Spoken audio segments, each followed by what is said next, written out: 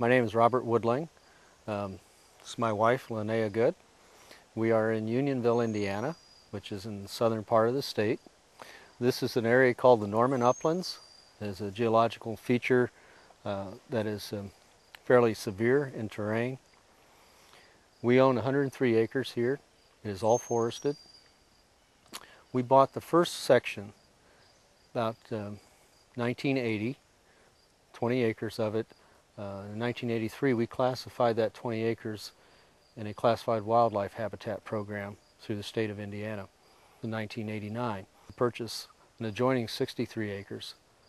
It was with the purchase of that Ralph Umbersar, our district forester, came out.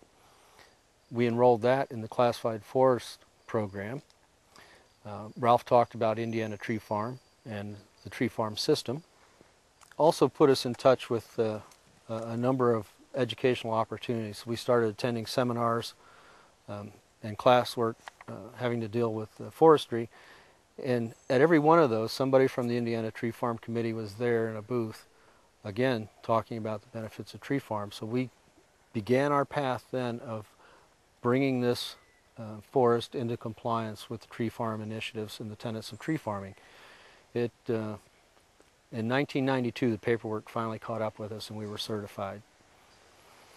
Then in 2002, as part of our plan, we decided we wanted to do some openings in the forest because we wanted to bring back the oak hickory component of the forest.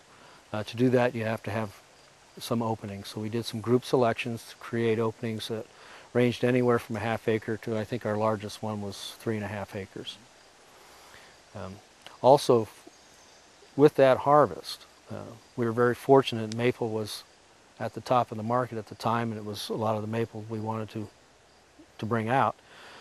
We were able to take those proceeds and buy a portable band mill and a kiln, use the band mill to build the barn that the mill and the kiln now reside in. We were also able to purchase the last 17 acres, the remaining 17 acres of the original farm that was here. And then just recently, this past April, we were able to purchase the last 3.5 acres, which was the actual home site from that farm, the homesteaded farm, back in the late 1800s. So now we have 103.5 acres, which is pretty much the old Harris farm. Now, we do not do any row crops or anything. It is all forested. Now, that is our passion. That's what we do. I really enjoy the getting out in nature, seeing the birds and the deer, even a few coyotes go walking by, the frogs and the salamanders, even mushroom hunting is always pleasant. Well, the biggest challenge with this particular tree farm is the terrain. This is very steep slopes, short steep slopes, narrow ridge tops. And that becomes a challenge in trying to get in and do any work without damage to the very fragile soils that are also on that.